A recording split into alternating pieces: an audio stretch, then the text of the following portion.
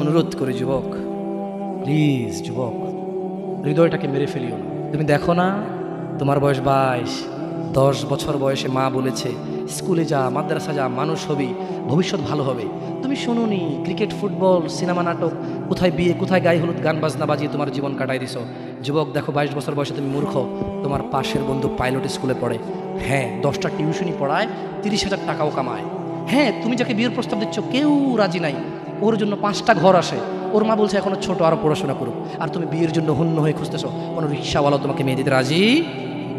তুমি দেখো 10 বছর 15 বছর বয়সে যদি মায়ের ওই কথা মেনে নিতা, তাহলে তুমি আজকে উপকৃত থাকতা।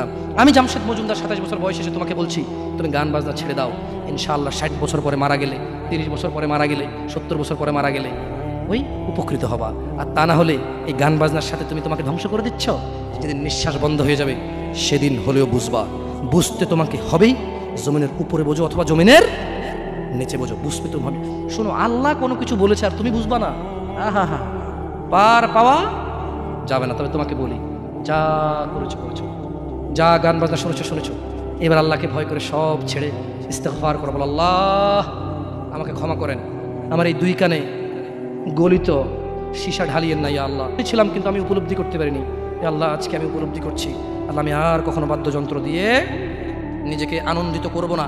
এই হারাম যা আপনার এত আপনাকে রাগান্বিত করে, আমি আর কোনোদিন এই হারাম দিয়ে নিজেকে আনন্দিত করব না।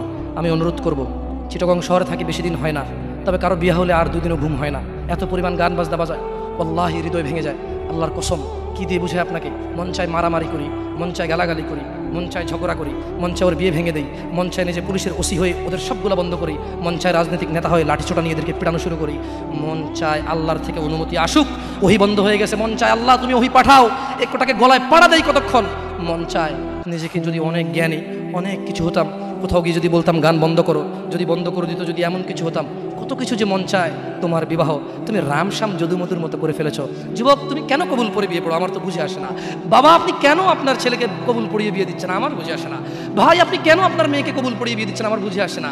আপনার মেয়ে হলুদ কাপড় পরে, মাথার মধ্যে খোপা দেয়, 3 জনে এসে দুধ খাওয়ায়, 4 জনে কোলে নিয়ে নেয়, 6 জনে গান বাজায়, 10 জনে এসে হলুদ মাখে, শুধু বুঝি মৌলবি দিয়ে কবুল পড়ালে বুঝি মুসলিমের বিয়ে হয়? শুনুন, আপনার নবী মুহাম্মদুর রাসূলুল্লাহ সাল্লাল্লাহু আলাইহি ওয়াসাল্লাম কবুলের পদ্ধতি দিয়ে গেছেন, তাই কবুল পড়ায় মুসলমানের বিয়ে মনে করেন না। কিন্তু বাকি যেগুলো করেন এগুলো কার পদ্ধতি? কার? মিথ্যা কথা বলবেন না। হুজুর ডেকে খুতবা পড়ে কবুল পড়ে বিয়ে কার পদ্ধতি? আল্লাহ নবীর। এই গান কার পদ্ধতি? কেন করতেছেন? ওটা তো আপনার বিয়ের অংশ, বিয়ে না হলে তো বাজাতেন না। বিয়েকে কেন্দ্র করে যেমন কবুল বলছেন, বিয়েকে কেন্দ্র করেই তো গানটা বাজাচ্ছেন। কয়জন নবীর উম্মত আপনি? আপনার নবীর নাম কি? আই এম আস্কিং ইউ, আপনার নবীর নাম কি? আমার নবীর নাম মুহাম্মদ রাসূলুল্লাহ সাল্লাল্লাহু আলাইহি ওয়াসাল্লাম। Who is the messenger of Allah for you? আপনার জন্য আল্লাহর নবী কে? কোন নবীর সুন্নাত পালন করলেন গান বাজিয়ে? আপনার জন্য আমার বিল্ডিংটা ভেঙে পড়বে, বলে রাখি ছাড়বো না। আল্লাহ তুমি আমার ভাইদেরকে হিদায়াত দাও ইয়া আল্লাহ, ছাড়বো না। এই যে ভূমিকম্প হলো আপনার গান বাজনা বাজানোর কারণে। মুহাম্মদ সাল্লাল্লাহু আলাইহি ওয়াসাল্লাম কি মিথ্যা কথা বলে? কারা কারা হাত তোলেন তো, যে মুহাম্মদ সাল্লাল্লাহু আলাইহি ওয়াসাল্লাম জানে না, মুহাম্মদ সাল্লাল্লাহু আলাইহি ওয়াসাল্লাম জানে না, এরকম কারা কারা স্বীকার করে? আল্লাহ নবী বলেছে যখন বাদ্যযন্ত্র বেড়ে যাবে, গায়িকারা সম্মুখে এসে নাচবে, তুমি অপেক্ষা করো, পাহাড়গুলো কেঁপে উঠবে, পৃথিবীটা নড়ে উঠবে। জালজালা ইযা জুলজিলাতিল আরদু জিলজালাহা, যখন পৃথিবী প্রবল কম্পনে প্রকম্পিত হবে। ওয়া খরাজাতিল আরদু আসকালাহা, যখন এই মাটি তার ভিতরে যা আছে একদম লাথি মেরে বের করে দেবে, লাশ হোক আর যাই হোক, মাটি বলবে যে বেরো বেরো আমার থেকে, বেরো, আমি তোর আর কাউকে রাখবো না। ওয়াকাল আল ইনসান, মানুষ বলবে মালাহা মালাহা, পৃথিবীটা কি হলো, এই মাটির কি হলো, কেন সে কবরগুলো লাশগুলো বের করে দিচ্ছে, কেন সে স্বর্ণ মতি হীরা মানিক্য বের করে দিচ্ছে, মালাহা এর কি হলো, কেন পাহাড় নড়ে উঠছে, কেন পাহাড় ভেঙে চূর্ণ বিচূর্ণ হয়ে যাচ্ছে? মানুষ বলবে মালাহা, পৃথিবীর কি হলো? বিআন্না রাব্বাকা আওহালাহা, পৃথিবী এটা করবে বিআন্না রাব্বাক, কারণ তোমার প্রতিপালক আওহালাহা পৃথিবীকে আদেশ করেছে। আপনি গান শোনেন আমি শুনি না, আপনি গান বাজান আমি বাজাই না। যখন চিটাগং নড়ে উঠলো ভূমিকম্পে, আপনার বাড়ির সাথে আমার বাড়িটা উঠছে। বন্ধ করেন এই জুলুম আমাদের উপর। আল্লাহর দিকে তাকিয়ে বন্ধ করেন, আল্লাহর দিকে তাকিয়ে বন্ধ করেন। আপনার বাড়িটা যদি ভেঙে ফেলার ইচ্ছা হয়, বুলডোজার ভেঙে ফেলেন, কেউ ধরবে? কেউ জিজ্ঞেস করবে আপনাকে? আপনি গান বাজনা শুনে ভাবে পৃথিবীতে বিপর্যয় নিয়ে আসতেছেন। ইত্তাকিল্লাহ হাক্কা তুকাতিহ, আল্লাহকে ভয় করুন যেভাবে ভয় করা উচিত। ইয়া শাবাব, আহলুল মুনাফিক, নামধারী কিছু মুসলমান, এদের ফাঁদে পা দিও না। তারা চায় তোমরা নেশায় মত্ত হয়ে তোমরা তোমাদের জীবনটাকে জাহান্নামে উজাড় করে দাও। তারা চায় তোমরা শয়তানের ফাঁদে পা দিয়ে তোমরা আল্লাহ দ্রোহিতা এবং রাসূল দ্রোহিতায় মেতে ওঠো। অথচ আল্লাহ চায় তোমরা সফলতার দিকে আসো, আল্লাহ চায় তোমরা আল্লাহর ক্ষমার দিকে আসো, তোমরা সফল হও, আল্লাহ চায়। আল্লাহ সুবহানাহু ওয়া তাআলা বলেন, ইয়া আইয়ুহাল্লাযীনা আমানু ইন্নামাল খামরু ওয়াল মাইসির ওয়াল আনসাব ওয়াল আজলাম রিজসুম মিন আমালিশ শাইতান ফাজতানিবুহু লাআল্লাকুম তুফলিহুন। হে তোমরা যারা ঈমান এনেছো, মদ, জুয়া, মূর্তি পূজার বেধি ও ভাগ্য নির্ণয় গণকের কাছে যাওয়া শিরক, গণকের কাছে যাওয়া শিরক। ভাগ্য নির্ণয় করার শর্ত কেবল ঘৃণার বস্তু, শয়তানের কাজ, কাজেই তোমরা সেগুলো বর্জন করো। ফাজতানিবু, কাজেই তোমরা সেগুলো বর্জন করো। ইয়া শাবাব, হে মানুষ, তোমরা মদ, জুয়া, গান, বাজনা, ভাগ্য নির্ণয় করে এরকম জিনিস থেকে বেঁচে থাকো। আল্লাহ বলছেন যে রিজসুম মিন আমালিশ শায়তান, এগুলো শয়তানের কাজ, এগুলো ইবলিসের কাজ। ফাজতানিবু, আল্লাহ বলছে হে আমার বান্দারা, ফাজতানিবু, এগুলো থেকে বেঁচে থাকো। কেন? লাআল্লাকুম তুফলিহুন, যাতে তোমরা জিতে যাও, যাতে তোমরা সফল হও, যাতে তোমরা জান্নাতি হও, যাতে তোমরা ভয়াবহ আগুন থেকে বেঁচে যাও। জাহান্নামের আগুন কি? নাযাআতাল লিশশাওয়া, চামড়া খসে দেবে, এটা হচ্ছে জাহান্নামের আগুন। জাহান্নামের আগুন থেকে বাঁচার দরকার আছে না নাই? এইভাবে এলোমেলো চলাফেরায়, শুক্রবারের নামাজে গিয়ে বাকিও সব বাদ দিয়ে নামাজও পড়বো, শুধু খাবো। আরে বাস্তবতা এমন, এখনকার ঘুষখোররা বলে যে শোনেন 3 লাখের নিচে হবে না, আপনাকে বুঝতে পারতেছি না, জোরের টাইম চলে যাচ্ছে, দিলে দিন না দিলে যাই নামাজ যাই।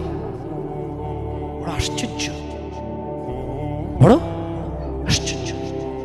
আরে ভাই, নামাজ আল্লাহর সাথে অপরাধ, ক্ষমাকারী কে? জানা আল্লাহর সাথে অপরাধ, ক্ষমাকারী কে? মদ পান আল্লাহর সাথে অপরাধ, ক্ষমাকারী কে? কিন্তু যার থেকে ঘুষ নিছেন, এটা কি আল্লাহর হোক না মানুষের হোক?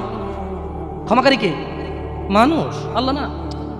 আল্লাহ ক্ষমা করবে না, আল্লাহ নিজের উপরে হারাম করে দিয়েছে এটা। আপনি যদি বলেন যে আমি 3 দিন ভাত খাবো না, পারবেন? এই ওয়াদার উপর থাকতে পারবেন?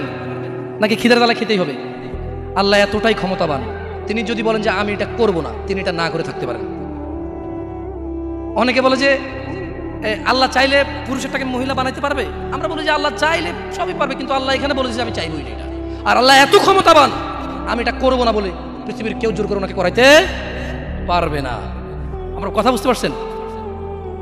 এই জন্য মানুষের হক যে নিচ্ছেন আপনারা, আল্লাহ ক্ষমা করবে না। তো প্রশ্ন, আল্লাহ এত ক্ষমতাবান, আল্লাহ ক্ষমার মালিক না আল্লাহ? আল্লাহ এই ক্ষমতাটা তার বান্দাকে ভালোবেসে দিয়ে দিছে। হ্যাঁ বান্দা নে, তোকে দিয়ে দিলাম ইখতিয়ার, আমি আল্লাহ মিথ্যা কথা বলি না। তোর হক যে খাবে, তুই মাফ করলে সে মাফ পাবে, আমি মাফ করবো না। আমি দাখিলি দিব না জায়গায়, কি করবে না? আমি না কি গলাবো না। লা ইলাহা ইল্লাল্লাহ, সুবহানাহু, তিনি পবিত্র। তো তারা চায় তোমরা মদ, জুয়া, নেশায় ব্যতিব্যস্ত হয়ে থাকো। নামধারী মুসলিমরা চায়, মুনাফিকরা চায় এটা। কাফেরদের দোষ দিয়ে লাভ নাই, 90% মুসলমান দেশ, আপনারাই তো বলেন। তা কাফের কি করে? এখানে মদের আড্ডার মালিক মুসলমান, এখানে গানের আড্ডার মালিক মুসলমান, এখানে ডিস কেবলের মালিক মুসলমান, এখানে মানুষ মারে মুসলমানের কথা, এখানে মানুষ বাঁচায় মুসলমানের কথা, এখানে দুজনে যায় উঠা নিয়ে চলে আসে কাউকে মুসলমানের কথায়, মুসলমানের বাড়ির নিচে মসজিদ, মুসলমানের দোকানের উপরে মসজিদ, মুসলমানের ঘরের পাশে মসজিদ। মুসলমান নামাজ আসে না, কাফের দোষ দিবেন কিভাবে আপনি? সবই তো মুসলমান। তো এরা কি মুসলমান না মুনাফিক? এরা মিথ্যাবাদী। কি আপনারা মনে কষ্ট নিচ্ছেন যে আমাদেরকে গালি দিয়ে গেল? ওয়াল্লাহি ওয়াল্লাহি ভুল বুঝিয়েন না। আমি এই কথাগুলো বলে বোঝাতে চাচ্ছি, আপনি যে নামাজ পড়েন না, এটা ছাড়া বিকল্প নাই। আমি বলি না যে আপনি খারাপ জাহান্নামে চলে যাবেন, না। আপনার মালিক কে? তিনি যদি আপনাকে জান্নাত দেয় ক্ষমা করে, কেউ ঠেকাইতে পারবে? কিন্তু মনে রাখবেন, তিনি মিথ্যা কথা বলেন না। তিনি বলে দিয়েছে তিনি কাদেরকে জান্নাত দেবে। উনি পৃথিবী পরিচালনা করেন একটা নিয়ম শৃঙ্খলায়। কিভাবে? একটা নিয়ম শৃঙ্খলায়। বুঝে আসছে না, আসে নাকি? যাই হোক, ইবনে আব্বাস রাদিয়াল্লাহু আনহুমার বর্ণনায় রাসূল সাল্লাল্লাহু আলাইহি সাল্লাম বলেন, আল্লাহ তাআলা মদ, জুয়া, তবলা, সারেঙ্গি হারাম করেছেন। তিনি আরও বলেন, নেশাগ্রস্ত করে এমন প্রত্যেক বস্তু হারাম। মুসনাদে আহমদ ও আবু দাউদ এসেছে। এছাড়াও বহু প্রমাণ ও নির্ভরযোগ্য হাদিস রয়েছে যাতে গান, বাদ্যযন্ত্র হারাম ও নাজায়েজ।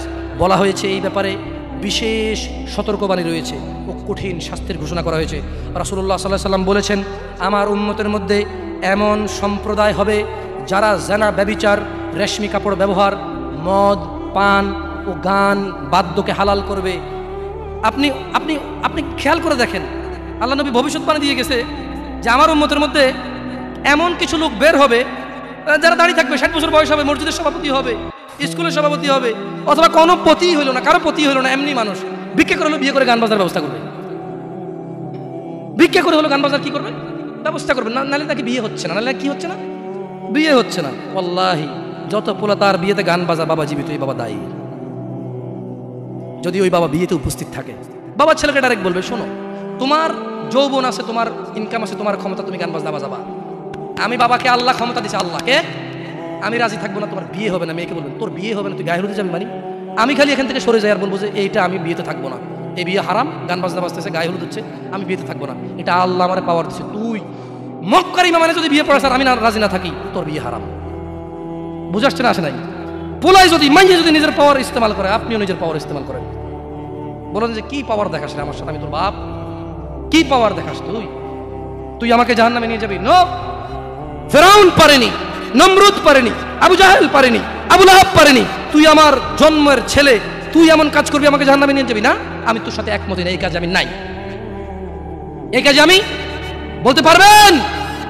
বলতে পারবেন? দেখুন, বলতে পারেন আর না পারেন, এখানে স্বীকৃতি দেন আর না দেন, বলা উচিত। যাই হোক, রাসূলুল্লাহ সাল্লাল্লাহু আলাইহি সাল্লাম বলেন, যে ব্যক্তি দুনিয়াতে মদ পান করবে তার যে ব্যক্তি দুনিয়াতে মদ পান করবে ও তওবা করবে না, সে আখিরাতে তা থেকে বঞ্চিত থাকবে। দেখুন দিনী ভাইরা, জিনা ব্যভিচার এত পরিমাণ বেড়েছে। হে মুসলমান, হে মানুষ, মুনাফিকের ফাঁদে পা দিও না। তারা চায় তোমরা বেহায়াপনা, নির্লজ্জতা, নোংরামো, অশ্লীল চরিত্রকে আপন করে নাও, যা তোমাদের দুনিয়া ও আখিরাতকে সম্পূর্ণ ধ্বংস করে দিবে, যা তোমরা তোমার নিজের ও তোমার ভবিষ্যৎ প্রজন্মের দুনিয়া ও আখিরাত অন্ধকার করে দেবে। এই ব্যাপারে আল্লাহ সুবহানাহু ওয়া তাআলা সূরা আল ইসরা বলছেন, ওয়ালা তাকরাবুজ জিনা, তোমরা জানার কাছেও যেও না, ইন্নাহু কানা ফাহিশাতান ওয়া সাআ সাবিলা, নিশ্চয়ই এই জানা ব্যভিচার, নিশ্চয়ই এই জানা ব্যভিচার, নিশ্চয়ই এই জানা ব্যভিচার অশ্লীল, অশ্লীল, অশ্লীল, অশ্লীল, নিকৃষ্ট, নিকৃষ্ট, নিকৃষ্ট আচরণ। রাসূলুল্লাহ সাল্লাল্লাহু আলাইহি সাল্লাম বলেন, জানাকারী ব্যক্তি যখন সে জানা করে ওই সময় তার ঈমান থাকে না। চোর যখন চুরি করে ওই সময় সে মুমিন থাকে না। মদখোর, নেশাগ্রস্ত লোক যখন সে নেশা করে ওই সময় তার ঈমান থাকে না। চিন্তা করে দেখেন তো, মদ খাওয়া অবস্থা মারা গেলে কি হয়ে মরলেন বলেন তো? যতই হজ করেন কি হয়ে মরলেন? হজ করতে কে বলছে? আল্লাহ। হজ করতে কে বলছে? মুহাম্মদ সাল্লাল্লাহু আলাইহি সাল্লাম। নামাজ পড়তে কে বলছে? আল্লাহ। নামাজ পড়তে কে বলছে? মুহাম্মদ সাল্লাল্লাহু আলাইহি সাল্লাম। ওই একই মুহাম্মদ সাল্লাল্লাহু আলাইহি সাল্লাম বলছে, চোর চুরি করার সময়, মদখোর মদ খাওয়ার সময়, জানাকারী ব্যক্তি যতক্ষণ ওই মহিলার সাথে থাকে এর ঈমান কি? বলেন কতদিন বাঁচবেন? কে আছেন বলতে পারেন? আবারও পাইলাম না। আমি ভাবছি এতক্ষণ ওয়াজ শোনার পর একটু সাহস হবে, বলবো যে আমি এতদিন বাঁচবো। তো যে জানা করতে গেলেন তার মানে গ্যারান্টি আছে যে যা জানাটা না করে চলে আসবো, তারপরে মরবো তওবা করে, না? এরকমই তো কিছু নাকি? আল্লাহ আমাদেরকে বুঝার তৌফিক দান করুন। দেখুন দিনী ভাইয়েরা, আল্লাহ সুবহানাহু ওয়া তাআলা বলছে যে নিশ্চয়ই তোমাদের ধন সম্পদ ও তোমাদের ছেলে সন্তান তোমাদের জন্য পরীক্ষা এবং তোমাদের শত্রু। কিছু কিছু ক্ষেত্রে ছেলে সন্তান ধন সম্পদ কি শত্রু। যে এই ছেলের জন্যই তো রেপ করে আসছে, আপনি বলছেন যে না আমার ছেলে নির্দোষ। 5 লাখ টাকা উকিলকে দিয়েছেন, 10 লাখ টাকা অমুককে দিয়েছেন, 3 লাখ টাকা অমুককে দিয়ে একটা মেয়ের জীবন নষ্ট হয়ে গেল, আপনি পরোয়াই করেননি। কার জন্য এটা করেছেন বলেন তো? আপনার নিজের জানা করার কারণে নাকি ছেলে? নিজের জন্য না ছেলের জন্য? হ্যাঁ, তো বলেন এই ছেলে কি শত্রু না মিত্র? এই ছেলে এই যে আপনি একটা অন্যায়কে সাপোর্ট করে গেলেন, যদি আল্লাহ আপনাকে জিজ্ঞেস করে আপনার বাচ্চা আছে, এই অন্যায়টা আপনি কার জন্য করছেন? কার জন্য? তাহলে এই ছেলেকে শত্রু না বন্ধু? এই জন্য দিনী ভাইয়েরা, আমি এতক্ষণ থেকে আপনাদেরকে কিছু নসিহত করেছি, আপনাদেরকে বলে রাখি, আপনি শুধু আপনি না, এই পৃথিবীতে যত মানুষ আর জিন আছে সব যদি একসাথে হয়ে ফন্দি করে যুক্তিশলা পরামর্শ করে আল্লাহ দ্রোহিতা, আল্লাহ বিরোধী কাজ করে, আল্লাহর কিছুই যায়? জোরে বলেন তো, আল্লাহর কিছুই যায়? এই পুরো পৃথিবীর মানুষ এবং জিন সবাই যদি একসাথে কোনো গুনাহ না করে, শুধুই আল্লাহর অনুগত্য করে, আল্লাহর যেই ক্ষমতা, আল্লাহর যেই মহত্ব, কিছুই বাড়বে কিছুই বাড়াইতে, কিছুই কমাইতে পারবেন না। আপনাকে একটা কথা বলি, নিজেকে বেশি অপরাধী মনে করিয়েন না। আপনি এত ভালো আল্লাহ পেয়েছেন, আপনি এত ভালো রব পেয়েছেন। বনি ইসরায়েলের একজন লোক 99 জন লোককে হত্যা করলো। তারপর সে চিন্তা করলো আমার ভালো হওয়া উচিত, ক্ষমা পাওয়া উচিত, জাহান্নামের আগুন থেকে মুক্তি পাওয়া উচিত। বাবা আমি এই জাহান্নাম সহ্য করতে পারবো না, কিভাবে আমি জাহান্নাম থেকে বাঁচবো?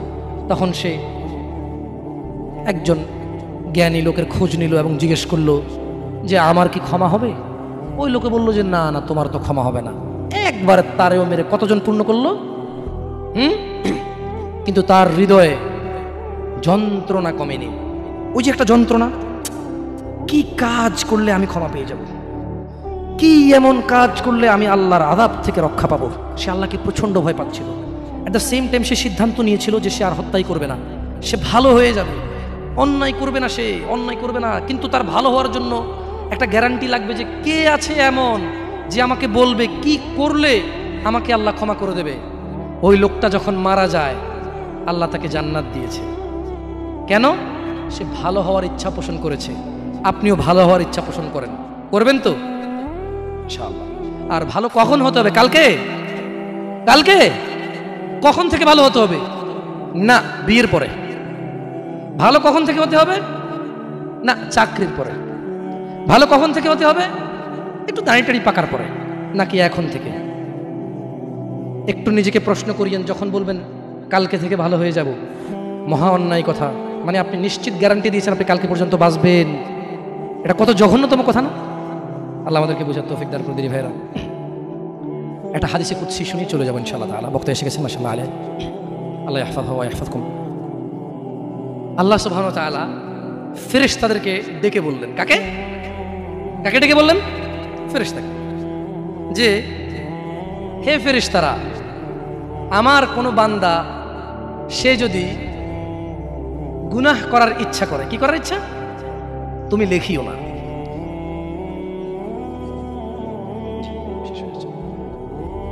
তাহলে ফেরেশতাদেরকে আল্লাহ কি বললেন? আমার কোনো বান্দা গুনাহ করার ইচ্ছা করলে তোমরা তা লিখিও না, যতক্ষণ পর্যন্ত সে না করে।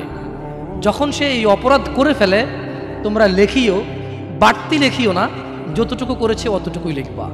কিন্তু জানেন আল্লাহ আপনাকে কত ভালোবাসে? এই সেম আল্লাহ ফেরেশতাদেরকে বললেন, শোনো, আমার কোনো বান্দা যদি কোনো ভালো কিছু করার নিয়ত করে সঙ্গে সঙ্গে নেকি লিখে ফেলো। সুবহান। আমার কোনো বান্দা যদি ভালো কিছু করার নিয়ত করে সঙ্গে সঙ্গে লিখে ফেলো। সে এই কাজটা করা পর্যন্ত অপেক্ষা করার দরকার?